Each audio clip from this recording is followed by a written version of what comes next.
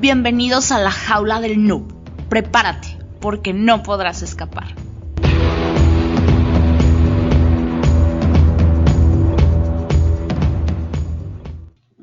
Hola, ¿qué tal? Bienvenidos a la jaula del noob, edición de entrevistas.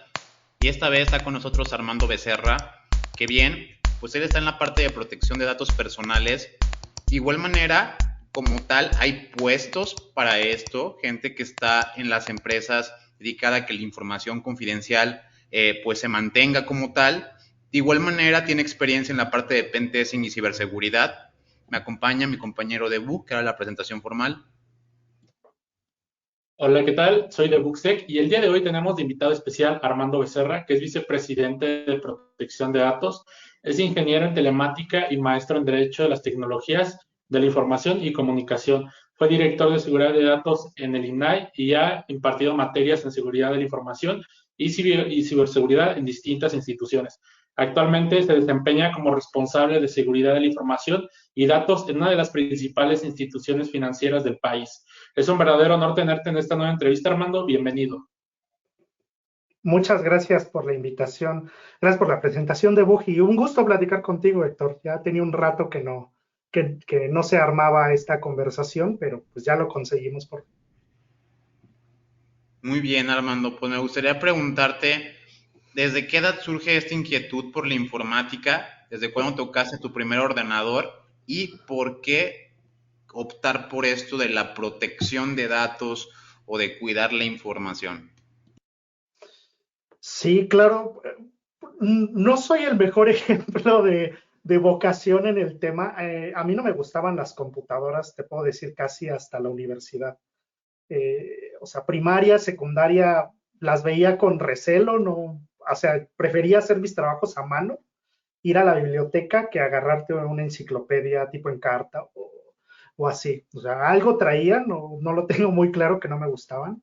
En la preparatoria decido tomar una de estas que tienen carrera mixta, ¿no? Que sales con la preparatoria, pero también con carrera técnica, y justo agarré una carrera técnica que no tuviera nada que ver con computadoras, ¿no? Que era máquinas con sistemas automatizados, que era tal cual, operar tornos, fresadoras, maquinaria, digamos, pesada, ¿no? Y ya para entrar a la universidad también no fue el mejor juicio, traté de agarrar como la universidad del Politécnico, ¿no? Del Instituto Politécnico Nacional, pero la que se versaba que era de las más complicadas, entonces estaba SCOM, ¿no? SCOM, que era computadoras, entonces estaba descartada, UPIXA, que era como de administración y tampoco me llamaba mucho, y UPITA, ¿no? La Unidad Profesional Interdisciplinaria de Ingeniería y Tecnologías Avanzadas, y escogí la carrera que menos tenía que ver con computadoras, que era aviónica, que era más como justo, ¿no? Modelar piezas, algunos trabajos mecánicos, más electrónica.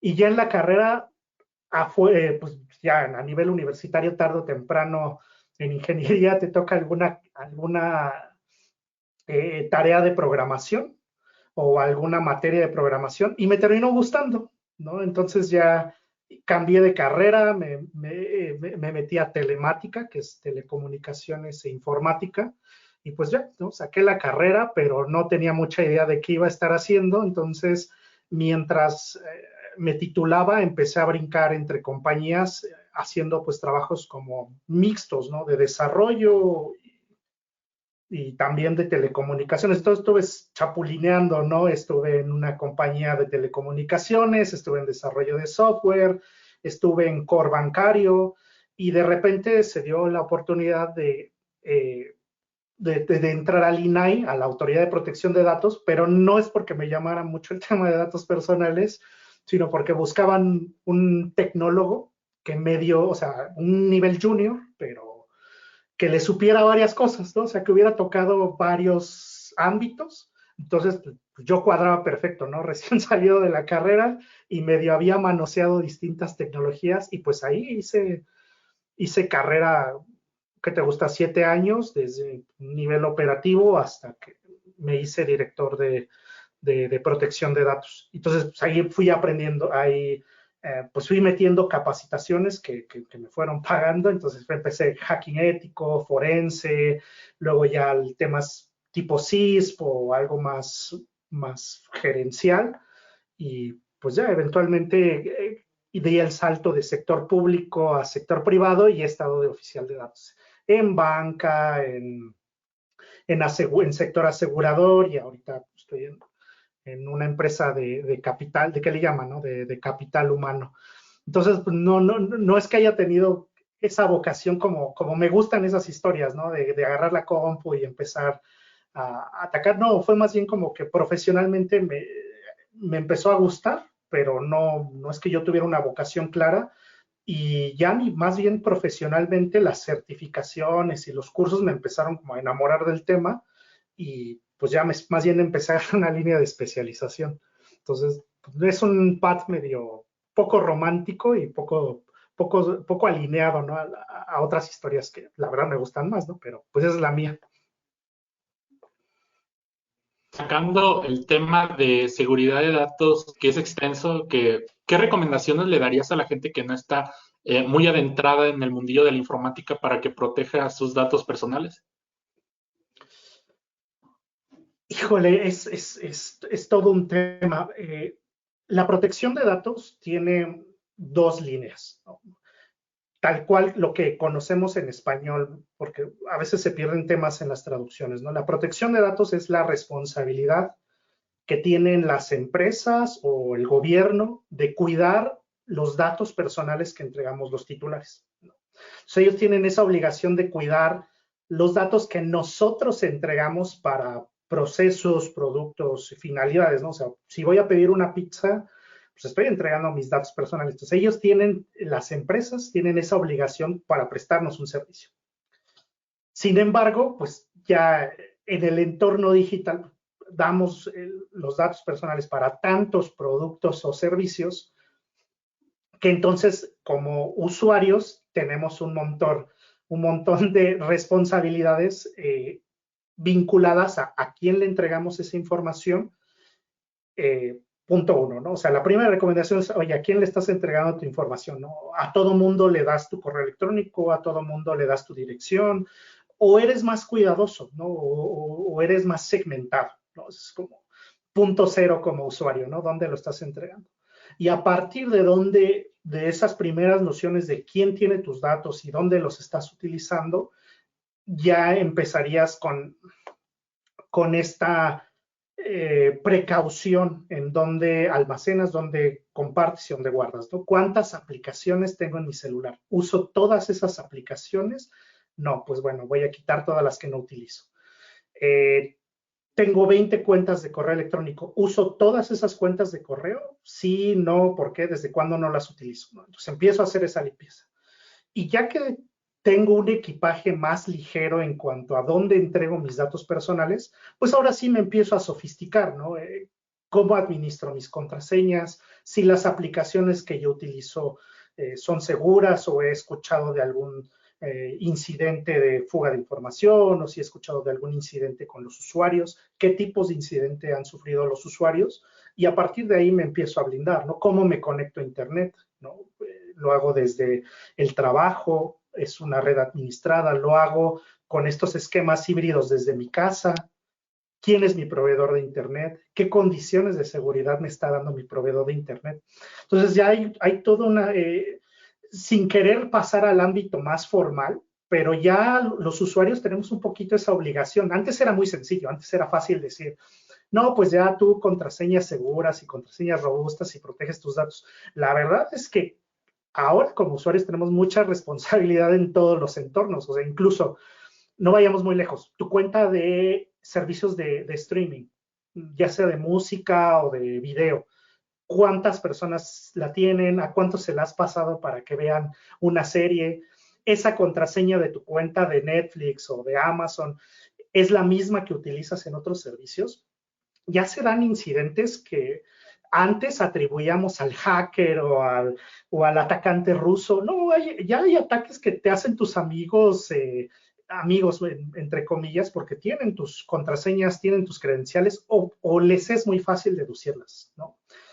Entonces, esas serían como mis recomendaciones caseras, ¿no? Que ya no es tan fácil como tener una contraseña robusta, sino tenemos que hacer nuestro inventario personal. ¿Quién tiene nuestros datos? ¿A quién lo entregamos?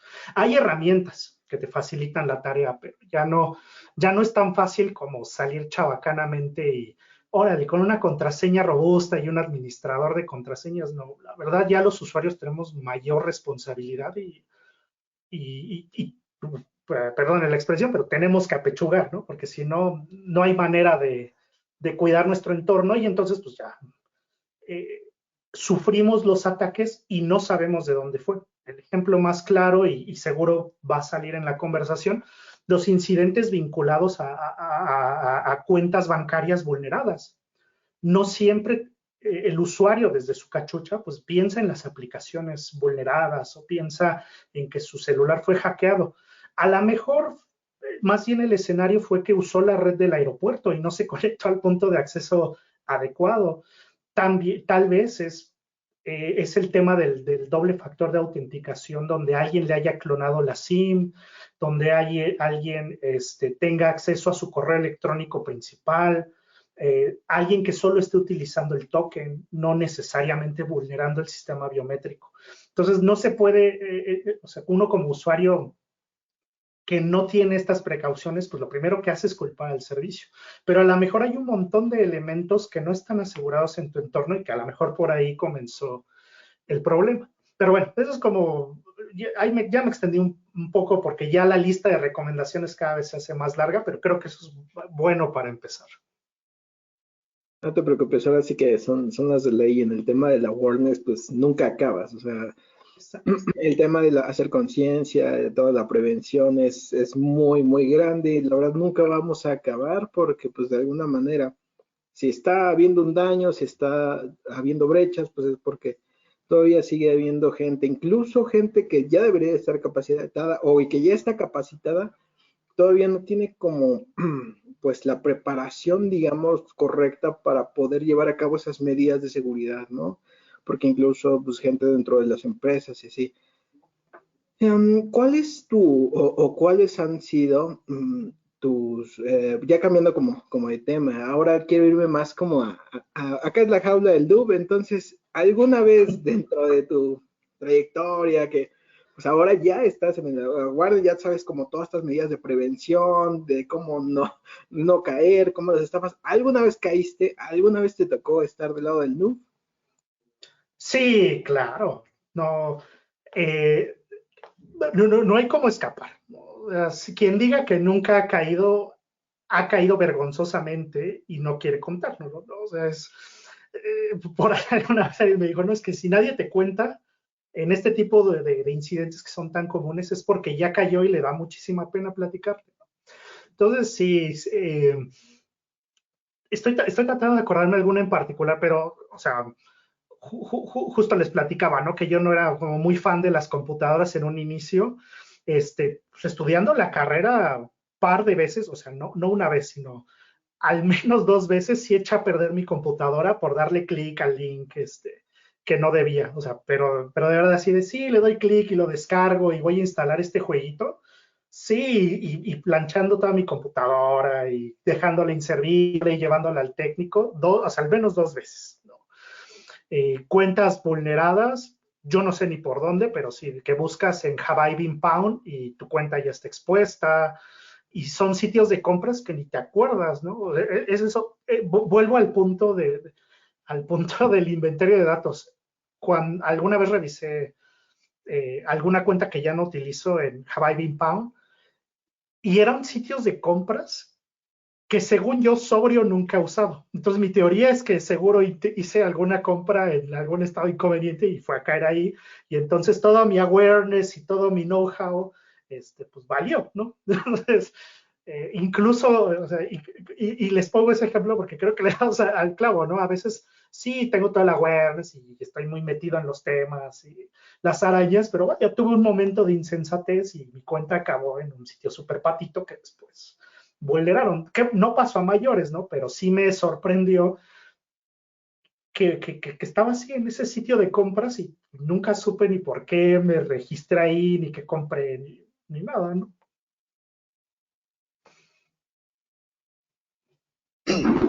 ¿Qué tal, querido hermano? Un placer. ¿Qué tal? Buenísimo. Mira, a mí se me ocurren varias cosas. Eh, ya sabemos que hay conciencia, las empresas no, siempre redundamos en lo mismo. Y vos personalmente, cuando te toca hablar, realmente hablar con un cliente y explicarle la gravedad del asunto, que es tu información, minimizan, ¿no? Piensan que es una inversión, piensan que no es un activo, en realidad es un activo, es el activo más importante, ¿no? Una empresa no trabaja sin ello, ¿no? Pero personalmente, a vos, ¿cómo es tu experiencia en toda tu trayectoria, en tu carrera? Porque yo me imagino que te ha de haber tocado cada persona, individuo o individua, que realmente no es que no entiendan, yo creo que no quieren. Entonces, ahí es donde va mi pregunta. En tu trayectoria, seguramente has pasado por este contexto, ¿cómo has lidiado con ello? ¿De qué manera has podido transmitirle? Y te has dado cuenta que ha habido una evolución en el mensaje que vos querés darle, que decir, ahora sí me entiende.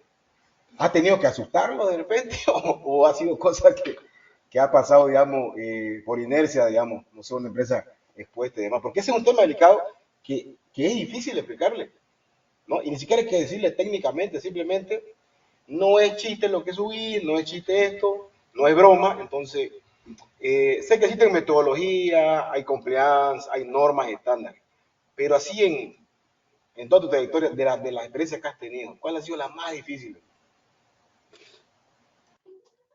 Híjole, creo que tocas un punto interesante.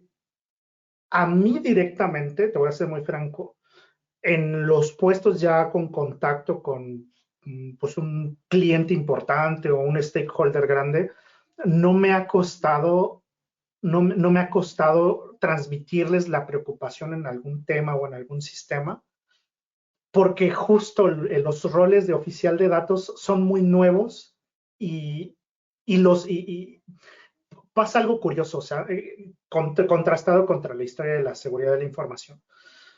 Como ustedes lo saben, la seguridad de la información empezó jalando los problemas de seguridad que identificaban las áreas de sistemas. Los roles de oficial de datos, del lado contrario, surgen de una presión regulatoria. Entonces, las empresas tienen cierta, les digo, no quiero generalizar, pero al menos empresas medianas, grandes y transnacionales sienten pues un poco la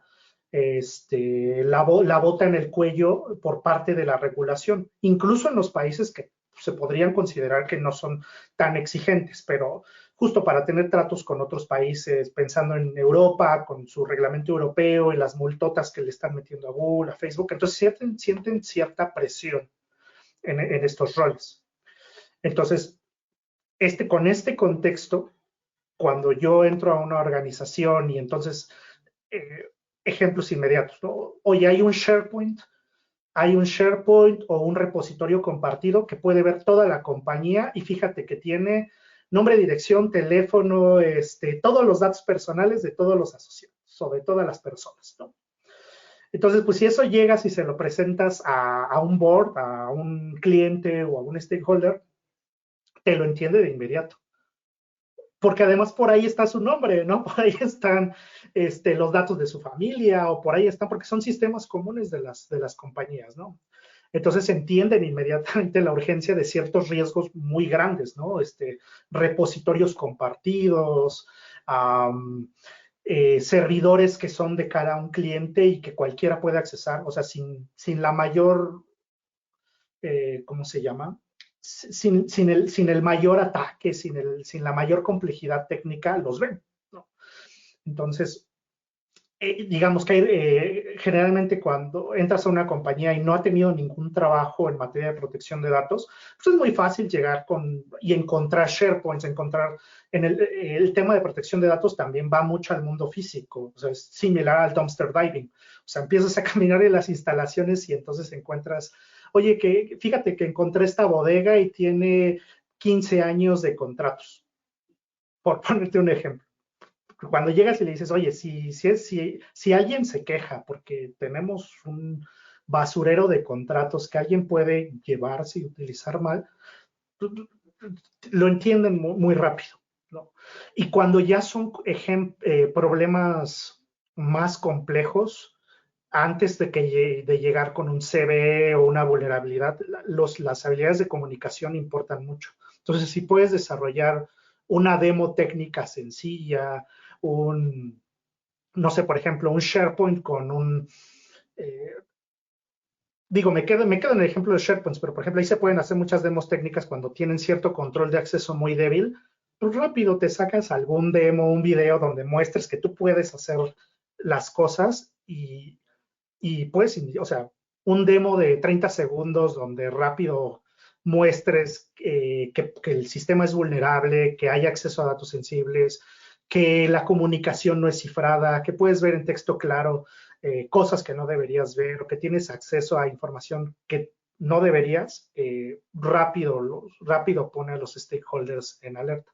Entonces yo creo que esa sería mi punto en esto. O sea, creo que desde el tema de datos, las empresas medianas y grandes sienten la presión, entonces no dudan en atender los riesgos que uno identifique, pero cuando tienen un tamiz más técnico, tienen mayor complejidad, sí te tienes que apoyar en alguna buena estrategia de comunicación, y si tienes una demo técnica facilita, mejor, y eso te ayuda mucho. La verdad no me ha sido complicado comunicar un problema a nadie. Último. Tal vez más adelante, pero ahorita, la verdad no. Bien, a mí me gustaría pasar un poco a lo que viene siendo la ley de protección de datos personales. El sobrehecho de que solamente sea una ley, o sea, el entenderlo como una ley, me parece algo fuerte.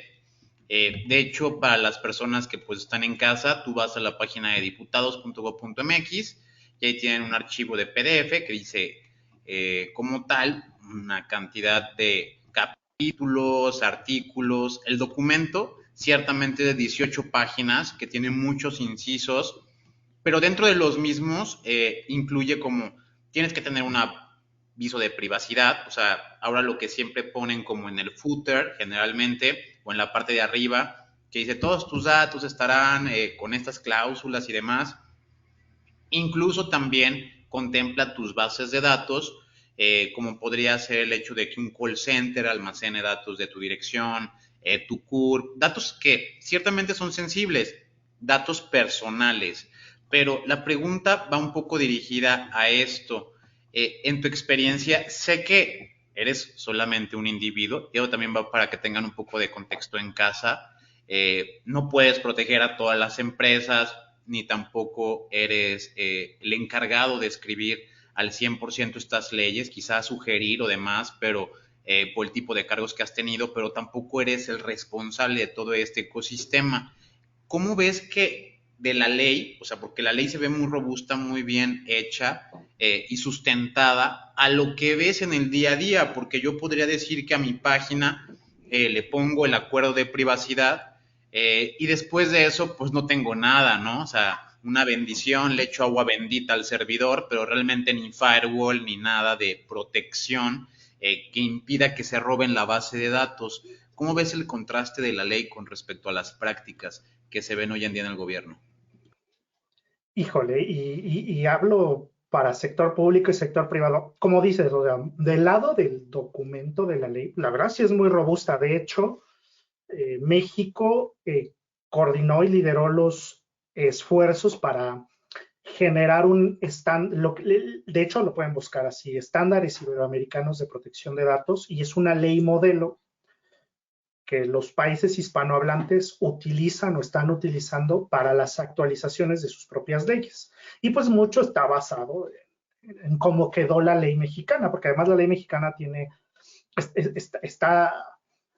obviamente tiene sus áreas de mejora, pero tiene algunos puntos muy interesantes porque jala cosas de la normativa europea, digamos de la escuela europea, de GDPR, pero pues al final tenemos un vecino comercial importante que es Estados Unidos, y ahí el tema de protección de datos es más comercial. O sea, desde el punto de vista europeo, coincide mucho con el ámbito latinoamericano. La protección de datos es un elemento que ayuda a proteger el derecho humano a la privacidad. O sea, pues, ellos vivieron la Segunda Guerra Mundial y un montón de historias interesantes por ahí derivadas de que la etnicidad, la pertenencia a un grupo, pues los metía en problemas con el régimen nazi, ¿no? Entonces, traen toda una historia del por qué para ellos es tan natural ver la protección de datos, esta responsabilidad corporativa, como un aliado para la protección del derecho humano a la privacidad. Y en Estados Unidos, pues es un tema comercial, incluso la Autoridad de Protección de Datos, digamos, general, no tienen una ley general, pero como entidad es la FTC, o sea, una autoridad de comercio es la que se encarga de regular los temas de protección de datos contra Facebook, Google y otras compañías. Entonces, dicho lo anterior, pues la ley mexicana mezcla muy bien elementos de ambos cuerpos y generan este estándar iberoamericano. Entonces, les cuento todo esto porque luego criticamos duramente, decimos, no tenemos leyes o no tenemos suficiente. No, a veces México hace bien el cuerpo técnico de las leyes y más cuando son generadas por las autoridades. O sea, esta ley tiene mucho de trabajo técnico de la misma autoridad en la materia. Entonces, pues eso ayuda, ¿no? En ese ámbito. Y ya ahora sí, en el tema operativo pasa un poco, no que estemos desvalidos, sino que ya las empresas han madurado, pero justo empiezan al revés, ¿no? Dicen, a ver, ¿qué es lo que ve el cliente? No, pues que el aviso de privacidad. Entonces, todas las páginas tienen aviso de privacidad, todas las recepciones de los edificios donde llegas y te registras tienen aviso de privacidad, pero el andamiaje detrás está mal. Creo que ese sería el principal problema. ¿Y en qué puede estar mal? Por ejemplo, esta ley que menciona, Héctor, no, la Ley Federal de Protección de Datos, básicamente del lado de nosotros, los usuarios, dice que tenemos 4 derechos básicos: acceso, rectificación, cancelación y oposición a nuestros datos personales. Es decir, yo doy los datos a una tienda, ¿no? A una compañía, y yo tengo derecho a preguntarle a esa compañía qué tiene de mí, que eso es acceso. Puedo pedirle a esa compañía que corrija qué datos tiene de mí, que es rectificación. Puedo pedir que puedo pedir la cancelación de mis datos, o sea, que si ya no hay un vínculo entre la empresa y yo, los elimine de forma definitiva. Y la oposición, si por ejemplo, pasa mucho con tarjetas de crédito, ¿no? Yo adquiero un producto y por ahí pongo la palomita de si quiero recibir promociones, puede que después ya no quiera y ya me aburra de recibir llamadas, entonces puedo pedir la oposición, es decir, que sigo siendo cliente tuyo, pero ya no quiero recibir promociones, ¿no? Entonces, existen esos derechos y puede que una empresa tenga el aviso de privacidad, pero en el momento en que les cae una solicitud de una persona, o sea, Héctor llega con una tienda y dice, ¿sabes qué? Quiero cancelar todos mis datos. Esa tienda, si no tiene el andamiaje correcto, empiezan a correr todos como gallinas sin cabeza, porque entonces, ¿cómo atienden tu solicitud? ¿No? ¿Cómo van a borrar todos los datos que tienen de Héctor en un sistema? ¿Cómo están seguros de que los están eliminando de forma absoluta y técnicamente irreversible? ¿Cómo están seguros de que los proveedores a los que les compartieron esos datos para cumplir el servicio también están borrando los datos? Entonces, o sea, hay todo un proceso detrás que se supone que tendría que respaldar el aviso de privacidad. Otro tema vinculado a cosas que deberías tener antes de decir, no, pues ya con mi aviso de privacidad estoy escudado, el inventario de datos o el inventario de sistemas de tratamiento. ¿En cuántos repositorios una empresa tiene todos los datos de Héctor? O sea, los tengo en hojas de Excel, tengo un DRP, tengo un sistema SAP, tengo un servidor en la nube. Ese servidor tiene redundancia, ¿dónde están esas copias? Y empieza, ¿no?, a hacerse una mancha. Entonces, un proceso como la solicitud de derechos ARCO y algo tan particular como borrar los datos, se empieza a volver una maraña, ¿no? Y ese es uno de los principales desafíos. Si me preguntas, oye, ¿cuál es de cara a la regulación? Pues lo intenta, o sea, el problema, pueden cumplir, el problema es qué complicado les resulta si no están organizados cumplir con ese tipo de obligaciones. Y pues ya ni hablar del tema de seguridad, ¿no? Porque pueden tener incluso, ¿no? Pueden tener algún estándar de la industria, un servicio 27001, un PCI, COVID, no la enfermedad del estándar, perdón. Y aunque tienen todo documentado, al revés, los avisos, o sea, se vuelve incluso una especie de bala en el pie, porque cumplen con el estándar, pero el estándar no es consistente con lo que reportan en el aviso de privacidad, ¿no? O sea, tienen, en ejemplo inmediato, que he visto, o sea, hay compañías que en el aviso de privacidad tienen los datos de contacto del área de privacidad, del oficial de datos, etcétera, pero esos buzones ni funcionan, ¿no? O sea, y eso pues estaría desalineado al cómo llegaste a una certificación en alguno de estos estándares que pues, lo usas como evidencia, ¿no? O sea, se alimentan mutuamente y aún así resultan inconsistentes. Yo creo que ese sería el tema, que es fácil salir con un aviso de privacidad, pero hay todo un andamiaje de procesos, de que las áreas se conozcan, de que tengas un inventario de datos bien organizado, como para que puedas atender esos requerimientos. O sea, creo que ahí está el desafío y es donde a veces pues, no dan las empresas. Y ya no te quiero platicar cuando hay un incidente de seguridad que desemboca en un data breach o en un incidente de ransomware. O sea, esos incidentes me gustan desde el punto de vista técnico, no es que me gusta que los sufran las organizaciones, porque técnicamente son muy interesantes, pero a nivel de organización son muy desafiantes, porque exfiltraron datos confidenciales, pero exfiltraron datos personales, pero la empresa no puede continuar, o sea, si no tenías procesos para atender un requerimiento, digamos, sencillo, ahora imagínate cuando no tienes ni las herramientas para tu operación. Sabemos que ningún sistema es seguro y la empresa que no existe empresa o organización que sea pues 100% segura. Y los bancos, a pesar de que tienen seguridad, no están exentos de ser atacados. Sé que probablemente no nos puedas decir con exactitud qué tipo de seguridad utilizan las instituciones financieras, pero ¿podrías platicarnos, aunque sea un poco de ello? Hay varias capas, o sea, si pudiera referir. De hecho, más que hablar de capas, por ejemplo, o más bien atendiendo a cosas que nos podrían hacer sentido conforme vemos en las noticias, ¿no? Efectivamente, los bancos siempre han tenido áreas, equipos de seguridad de la información, pero incluso cuando hace años ocurrió el incidente del sistema de pagos de SPEI, pues hubo los suficientes problemas como para que Banxico creara su propia división de ciberseguridad. Y entonces la prensa no ayudó a explicar, porque entonces el público en general decía, oye, no manchen, ¿a poco no teníamos ni siquiera un área de seguridad vinculada al sistema de pagos?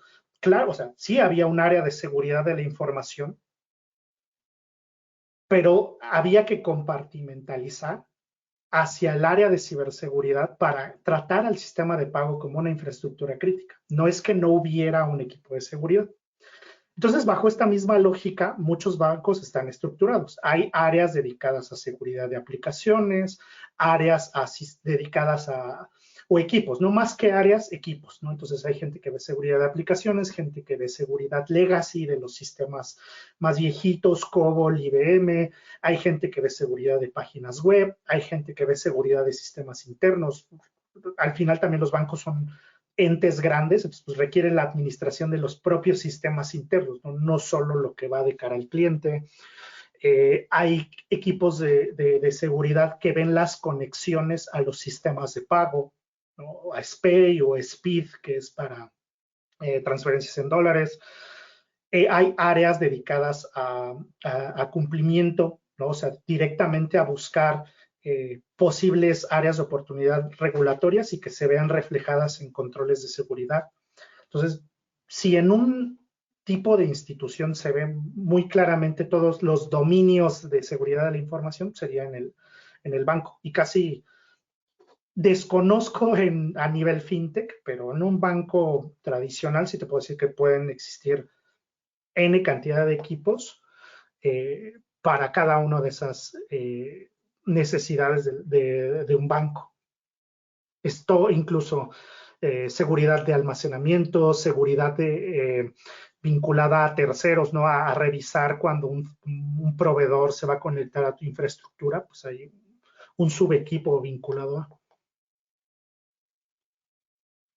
Ok, esta parte de tener como justo áreas o bueno, equipos dedicados a ciertas, pues, sistemas críticos sería ahí el tema, ¿no? Pues es muy importante por el tema de la comunicación, ¿no? De repente, por las cuestiones administrativas, de repente la cadena para resolver o atender una situación resulta ser complicada. En temas de regulaciones, en temas de normativas, en temas así, ¿cómo ves esta cuestión de digamos, la manera de gestionar el cómo se resuelven las posibles brechas, los posibles impactos a una empresa? ¿Cómo lo ves en cuanto a la práctica? Porque pues, nos hemos topado de repente con algunas pues, normativas que impiden como un correcto flujo de cómo incluso remediar de repente, ¿no? Por ejemplo, una brecha de seguridad. ¿Tú cómo ves esta parte o cómo más o menos ahí es tu pensar acerca de ello?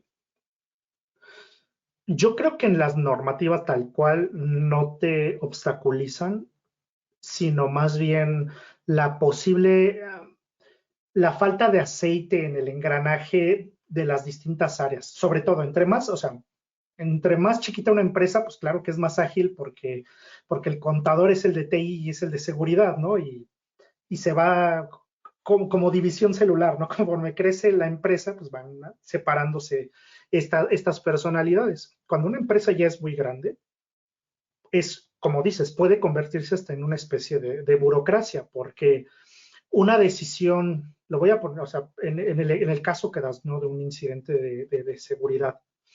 Un incidente de seguridad ya no solo implica atender la herida sangrante, ¿no? Implica pedir dinero, ¿no? Y que alguien te autorice ese dinero para mitigar el incidente.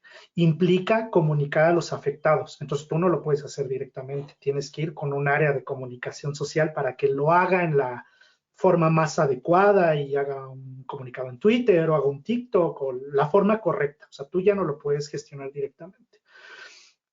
Tienes que en algunos casos, pues coordinarte si es un banco, pues con la CNBB. Si ya hay un tema de protección de datos, a lo mejor contactar a la autoridad en la materia. Para sector privado no es obligatorio. No es buena práctica, pero no es obligatorio. Entonces no lo puedes hacer directamente tú. O sea, digamos, me pongo la cachucha del CISO o del encargado de seguridad de la información, ¿no? Entonces ahí tampoco puede ir y contactar directamente a la autoridad. Tiene que hacerlo a través de relaciones públicas. Tiene que prevenir que los usuarios internos dejen de utilizar cierta tecnología o que sepan que cierto servicio va a estar abajo un rato. Pues no lo puedes hacer directamente tú en un correo, tienes que ir con comunicación interna. Entonces, como ves, en ese Lego, tú ya no eres el dueño de muchas de las decisiones. Entonces, lo que aquí yo recomendaría es que es parte de la prevención, es parte de la práctica similar a un ejercicio de respuesta, de hecho no similar, o sea, es parte del ejercicio de respuesta a incidentes y son piezas que tenemos que integrar a esa estrategia. Entonces, creas una estrategia, creas un programa, creas un directorio de contacto, conoces a las partes, involucras a las partes, incluso tratas de coordinar ejercicios de práctica, de, oye, ¿a quién le hablo si hay un incidente? Y practicar para que cuando ocurre el incidente real, pues sea lo más, como te digo, como aceitar un engranaje, lo más ágil posible, porque al final las partes no te las puedes saltar. Si tú necesitas dinero para contratar un equipo de pentest, si tú no tienes tu propia bolsita de dinero, pues forzosamente tienes que ir con el de financiero y explicarle que se está quemando el edificio, ¿no? Y si no tienes una buena relación, si no hay o sea, y trato de hablar de procesos porque también la realidad operativa es que a veces somos humanos, a veces nos caen gordas las personas. Y aunque esté en juego una operación, esté en juego la continuidad de una empresa, estén en juego empleos, a veces ni siquiera rencillas, o sea, esa falta de simpatía puede volver más tortuoso una respuesta a un incidente. Entonces, ¿cómo respondes con eso? Con un proceso. Oye, si yo te pido lana para atender un incidente, en el momento en que yo lo marque como incidente, tú tienes 24 horas para responder, o 12 u 8, ¿no? O sea, que quede, como dicen, ¿no? Papelito habla. Tratar de llevar primero en un nivel inicial, informalmente, involucrar a las partes, crear este andamiaje y después ir fortaleciéndolo como un proceso para que también, si la persona cambia, ¿no? A lo mejor te llevabas muy bien con el technology officer, pero pues él puso el primer servidor en COBOL, ¿no? Y ya se va a retirar y cambia y llega uno nuevo y no lo involucras ese proceso de respuesta a incidentes, te vas a atorar igual, ¿no? Y va a seguir siendo burocrático. Entonces, la única forma de fortalecerlo es con procesos y que te los acepten y que estés practicando, porque ese también es otro tema. Muchas empresas ya tienen su proceso de respuesta a incidentes, pero no practican, no hacen incluso pruebas, ya ni siquiera simulacros, o sea, simulacros sí, pero también necesitan de vez en cuando pruebas reales de incidente para medir como los simulacros de evacuación de un incendio, o sea, podemos ir a 20 pláticas, pero hasta que no suena la alarma y salimos corriendo, vemos si en verdad entendemos el tema. Entonces, esto se extiende, ¿no? Y lo único que agregaría ahí es que si ya existen estos procesos y ya estás realizando prácticas, pues de vez en cuando ver tu checklist de que si están involucrados todas las personas que deberían. Sobre todo cuando son temas vinculados a plazos legales que no siempre corresponden a los plazos técnicos. ¿A qué me refiero? Hay países donde te dicen, oye, tienes 72 horas para una respuesta vinculada a un incidente con datos personales. Oye, pues esas 72 horas, ¿en qué consisten? En que desde una perspectiva técnica, en que yo te diga exactamente cómo ocurrió el incidente, o 72 horas a partir de que yo me dé cuenta de que los datos están exfiltrados.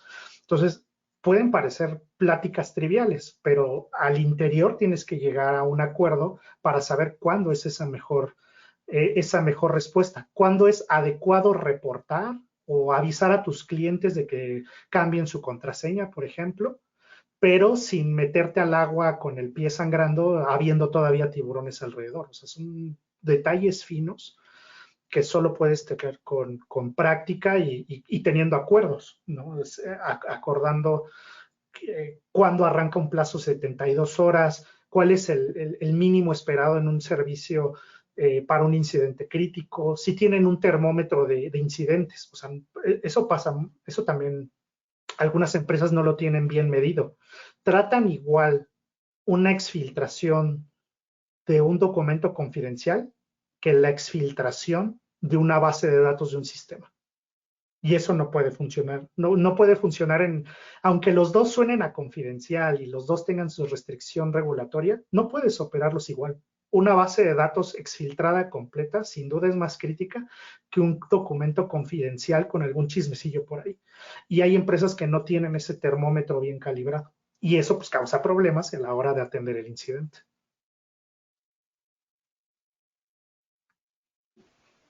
La verdad que así, ¿no?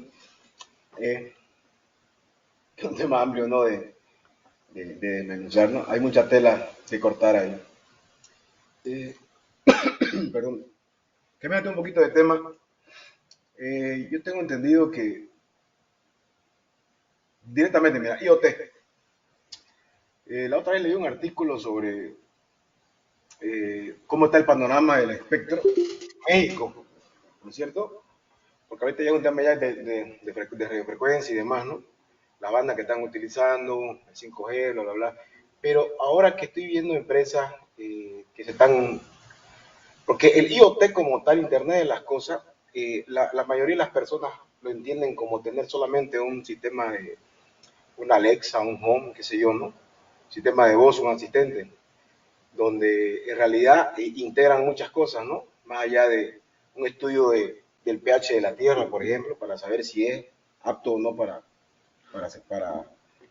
para el tema de agricultura. Ahora, en México, yo he visto unos fabricantes, estuve dándome una vuelta por ahí, pero vos que estás metido en todo esto, más allá de lo que es la ciberseguridad como tal, el IoT, ¿cómo es el panorama ahorita del Internet de las Cosas en México? Digo, no solo en Internet de las cosas, en general, y hasta me atrevo a decir, no solo en México, sino es una tendencia de Latinoamérica y que impacta en un tema de políticas públicas. Digo, tal vez me estoy desviando un poco hacia un tema más general, pero en Latinoamérica tenemos un serio problema de no ser productores de tecnología.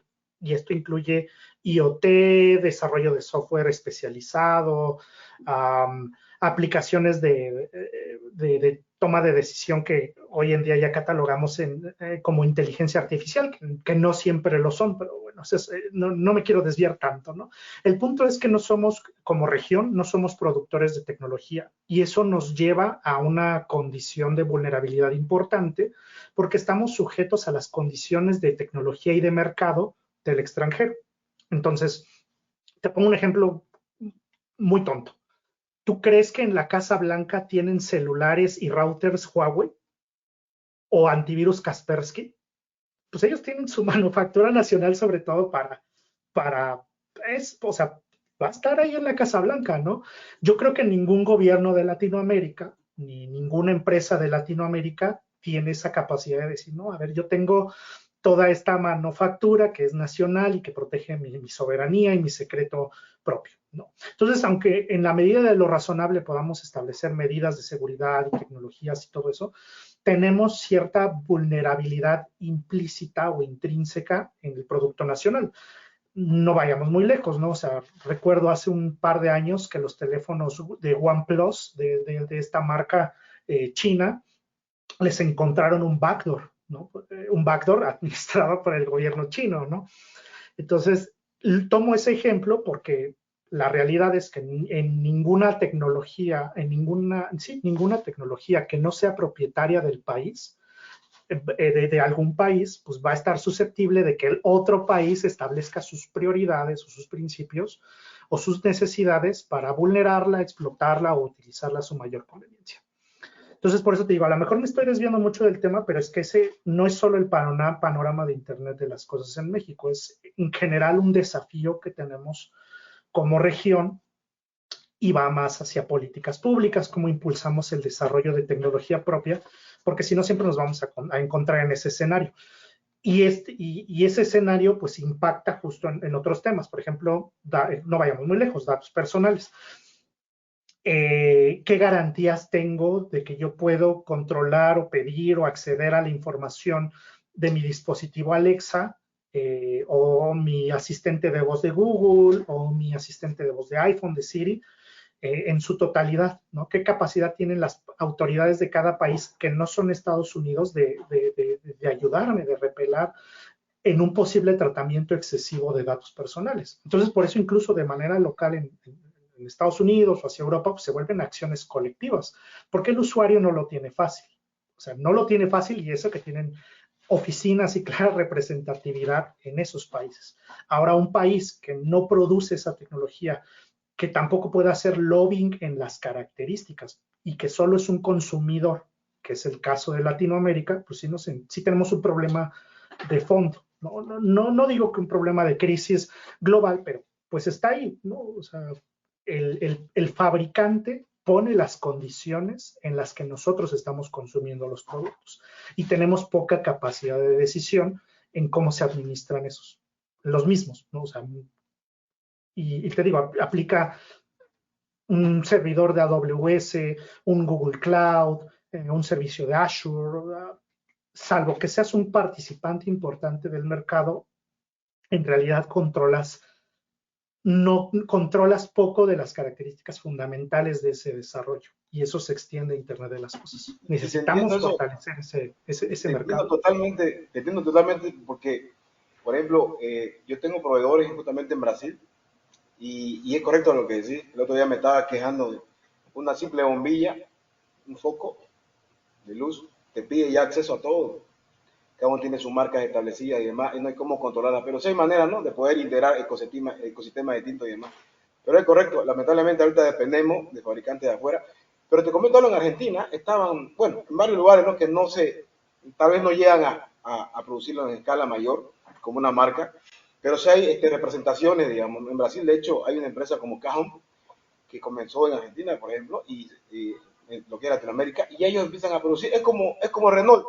Renault, por ejemplo, en auto, en carro, sabemos que son de Europa, pero por ejemplo en Colombia lo ensamblan.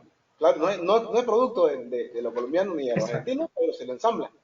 No, pero al final de cuentas, pero ya vienen con un software, con un sistema, y eso ya viene integrado, pues, ¿no? Por más que lo ensamblen, no es lo mismo ensamblarlo que fabricarlo. Te entiendo que todo eso. Y creo que mencionas un punto también súper importante, en particular en nuestra rama, la seguridad en los productos todavía no es una característica altamente pedida por el mercado.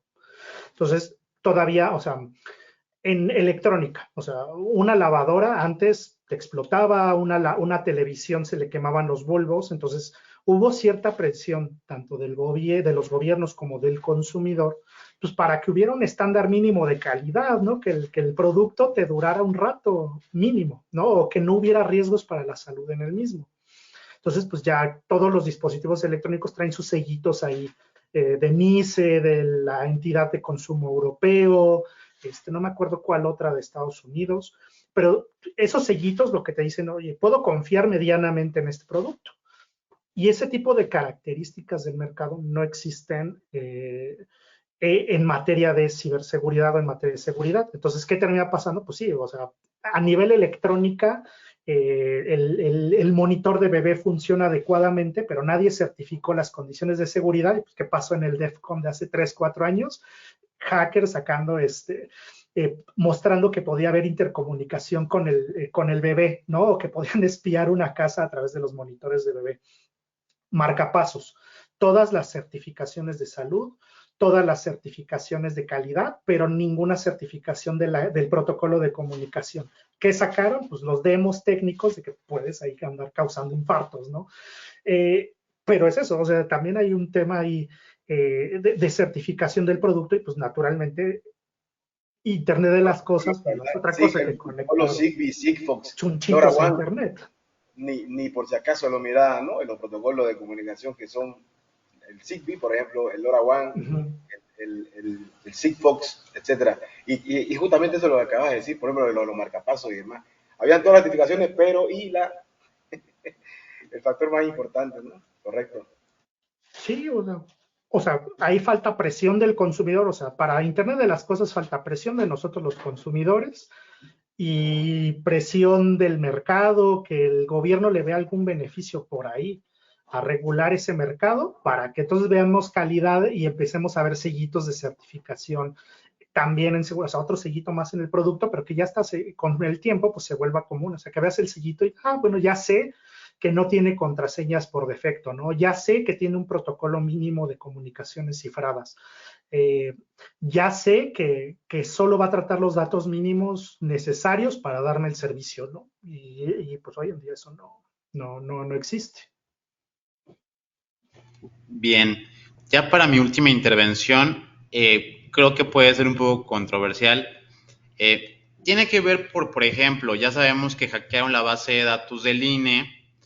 Alguna vez le pregunté a una persona que tuvimos aquí en la jaula del Noob quién era el instituto que tiene que poner sanciones y me comentó que en este caso era el INAI como tal. En aquel entonces, luego ya supe, ya eso me dio un poco de satisfacción, pero tampoco, digamos, que me remedió el cómo pienso yo de esto. Me enteré que como tal el PRI o este partido político sí tuvo que pagar una multa porque como ellos fueron los culpables de que se filtrara esta base de datos, pues obviamente tienes que multarlos o hacerles algo, lo cual me parece algo correcto y algo interesante. Ahora, la pregunta creo que es más complicada que esto, solo lo puse como un dato de contexto, es ¿qué hago entonces ya si me hackean o filtran mi información o me cae un ransomware? O sea, ¿cómo lo veo? Como, yo creo que mucha gente en casa es, ya me jodí, o sea, ya me jodió, ya me cayó el ransomware, ya no puedo hacer nada. Y ahora es el contraste de, ¿sí me ayuda la ley? O sea, desde un punto de vista muy neutral, quizá como cualquier tipo de ciudadano, en una posición de poder, pero es, sí me va a servir de algo ir a denunciar, ir a decir, oye, mira, me hackearon, se metieron a mi cuenta, esto vale la pena. Y ya por último, sé que es algo robusto lo que estoy pidiendo, pero es, bueno, ahora que ya fuiste director de una institución así o que estuviste en cierto cargo de la protección de datos, ¿cómo quedas como persona y qué le dirías a la gente común? Muchos aspiran toda su vida con tener este tipo de puestos. Entonces ¿tú crees que cuando ya estás en ese puesto puedes hacer algo significativo? Es decir, o sea, sí vale la pena llegar, tener estos puestos, puedes dejar una semillita que ayude a que mejore la protección de los datos, o uno en ese tipo de escala es un cero a la izquierda que nada más estás ahí jugando pero sin hacer nada significativo por tanta burocracia. ¿Qué nos podrías comentar? Hay dos líneas principales, ¿no? La primera ahora sí que hacia la ciudadanía, sí sirven estos mecanismos del INAI, pero hay que, no digo que conocer el flujo, pero sí actuar en el ejercicio de que tenemos un derecho a reclamar sobre los datos personales. Entonces, te pongo o sea, el ransomware, todos esos son los escenarios más complicados, sin duda, ¿no? Pero justo en los casos simples es donde puedes empezar a notar que puedes utilizar en cierta manera tus derechos.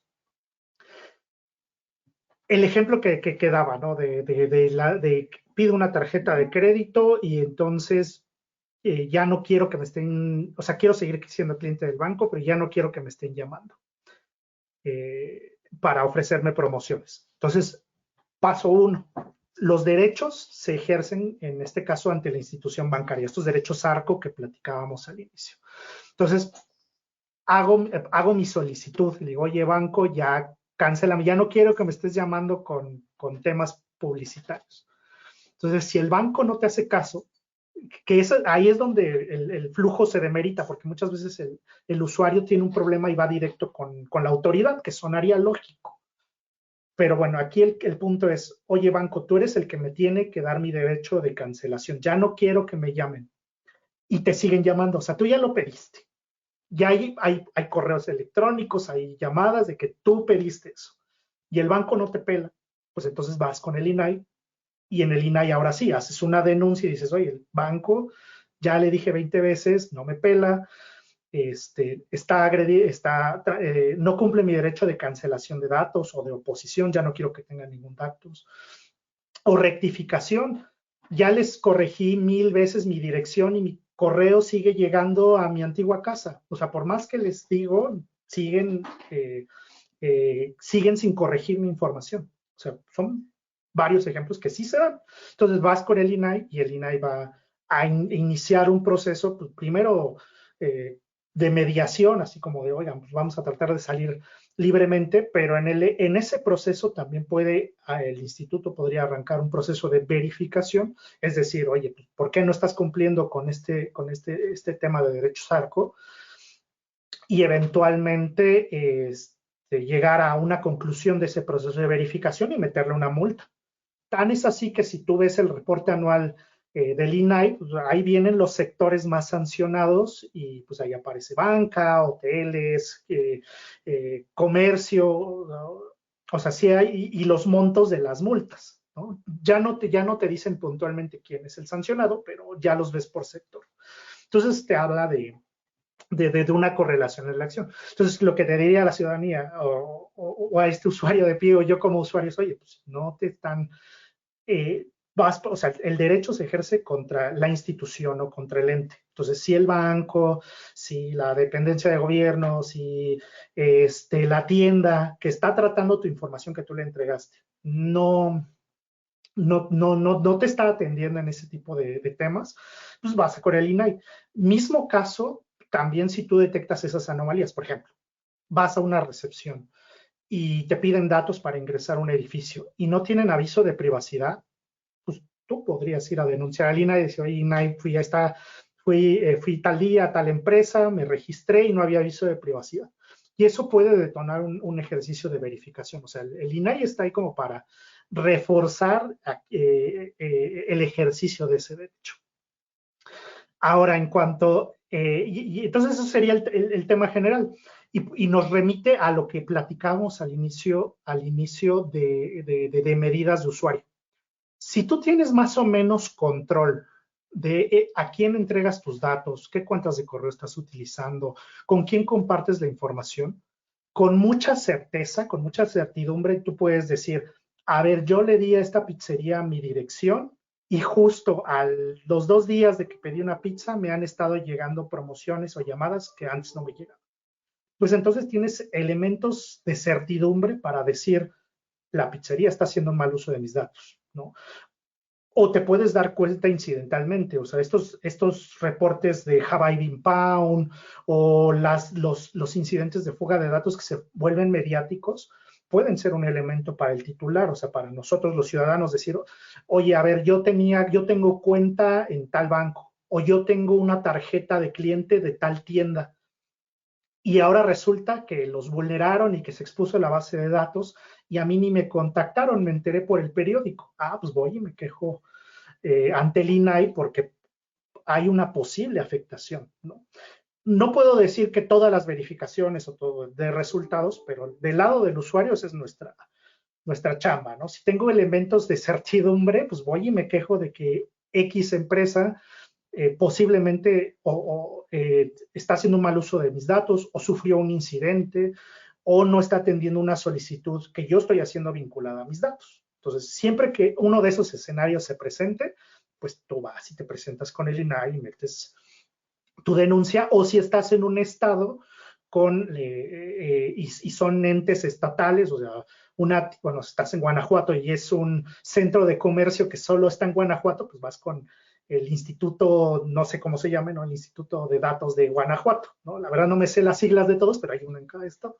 Entonces ahí vas y presentas tu queja, ¿no? Si son entes nacionales o empresas muy grandes, pues sí vas directo con el INAI. Y ya de la parte del desarrollo profesional y del servicio de carrera, es muy... Puedo decir que tuve suerte para incorporarme en el puesto y tuve suerte para que hubiera un desarrollo profesional de carrera. O sea, lo que a mí me tocó fue un desarrollo afortunado donde sí se reconocieron mis capacidades, donde se me dio oportunidad de innovar, donde presenté, o sea, si tú entras al sitio del INAI, en el equipo de trabajo con el que estuve, pues sacamos un montón de guías en ese periodo. Entonces, en el INAI, y como dato cultural también para nuestros amigos de la comunidad de InfoSec, de protección de datos y de compliance, si quieren guías en español de un montón de temas, ya están ahí y yo estuve en los equipos y mucha de esa redacción de esas guías está conmigo y con el equipo con el que trabajé, ¿no? Guías de respuesta a incidentes en temas de datos, guía de borrado seguro, guía del sistema de gestión de seguridad de datos. Entonces, muchos de los documentos son ligeramente técnicos, pero bueno, para las empresas, para la implementación, funcionan bien. Entonces, te puedo decir que de mi lado, pues sí tengo cierto orgullo, respeto a la institución, cariño, me atrevería a decir, ¿no? Cariño a la institución, pero ese fue mi desarrollo de carrera y no dejamos de estar en México y no dejamos de estar en Latinoamérica y no puedo no argumentar que es un caso sui generis y ejemplar, que el desarrollo profesional de carrera está descuidado en la administración pública de México y de Latinoamérica y que no siempre existe la meritocracia y que, pues, por lo tanto, el desarrollo que yo tuve no va a haber una receta, no va a haber una fórmula donde el trabajo, donde el desarrollo, donde la capacidad se refleje. Afortunadamente sí fue mi caso, pero sin duda no puedo hablar ni del 10% del APF en esas condiciones. Y en el caso particular del INAI, pues no es APF, ¿no? Es un órgano autónomo, ¿no? Y hay órganos autónomos en México, pues hay poquitos, ¿no? Está COFESE, que es de competencia económica, el IFT, que es de telecomunicaciones, y el INAI, en materia de protección de datos. Y hay otros, ¿no? Pero no es mi especialidad, pero a lo que voy es que los órganos autónomos justo tienen autonomía presupuestaria de decisión, y eso pues les ayuda mucho. Entonces, si pudiera aconsejar, y con los vicios que puede tener el servicio público, los órganos autónomos, creo, y eso es muy mi comentario personal, tienen una mayor oportunidad de desarrollo para profesionales. El INE, por ejemplo, pues también tienen mayor oportunidad de desarrollo profesional que la administración pública en general. Y creo que sería un buen sumario de ese tema. En verdad, ha sido una entrevista demasiado interesante, Armando. Muchísimas gracias por tu tiempo y por tus respuestas. No, gracias a ustedes. Estuvo buena la charla. La verdad que sí, querido hermano, la verdad que sí. Siempre es lindo, de alguna manera, escuchar opiniones de distintas. En realidad, siempre hablamos de lo mismo, ciberseguridad y demás, pero son diferentes ramas, ¿no? Es que es súper amplio, ¿no? Era sin querer, me estaba mencionando un montón que la seguridad tiene que haber en todos los aspectos, no solamente en información, en muchos aspectos, ¿no? Como tal. Y ya para terminar, para concluir conmigo, ¿cómo son los días de Armando? ¿Qué hace Armando en su rato libre? ¿Cómo se divierte? ¿O solamente habla de ciberseguridad y charla? ¿O le gusta tomarse una cerveza, relajarse, ir a compartir con los amigos? Sí, pues digo, mi día la verdad arranca temprano porque pues, ahora sí que mis jefes actuales y mi equipo están regados en el mundo, entonces pues, las 6 de la mañana es un muy buen horario para empezar a platicar, porque pues, para algunos es tarde y para otros es no tan temprano, entonces desde ahí se arranca y pues ya nos seguimos. Mis temas son un poco, no me aburro, ¿no? A veces sí es ciberseguridad neta, a veces administración de plataformas, a veces es más compliance, más documental, más hacer políticas internas, participar en foros como ahorita, en este tipo de pláticas, pues también para awareness y todo ayuda mucho. Y ya cuando no estamos hablando de protección de datos y ciberseguridad, muy, muy tradicional, soy de videojuegos, y después de un rato de videojuegos, pues estar con mi esposa, una buena cena, una buena plática, y así se pasa la semana, y ya los fines de semana con los perrijos a caminar y a no estar tan gordo, ¿no? A caminar un poquito para durar en este tema. Pues muchas gracias, Armando, sin duda ha sido toda una cátedra en la parte de protección de datos personales, así que ya lo saben en casa. Creo que un buen tip que nos has dejado es, si hay institutos, yo siempre lo he mencionado, o sea, no te sientas como que ya valió o que ya perdiste, en el caso sobre todo del mal uso de tus datos, o que por ahí te estén molestando o estén haciendo spam o abuso de marketing, sí podrías llegar a presentar una denuncia con el INAI para evitar que pues esto te afecte. Pues muchas gracias a todos. Esto fue La Jaula del Noob. Gracias por habernos acompañado. No te pierdas el próximo episodio. Recuerda darle like, suscribirte y compartir. Esto fue La Jaula del Noob. Sale mucho fake, que solo es un lamer y quiere joder, y no va a poder, no sabe con quién, se vino a meter.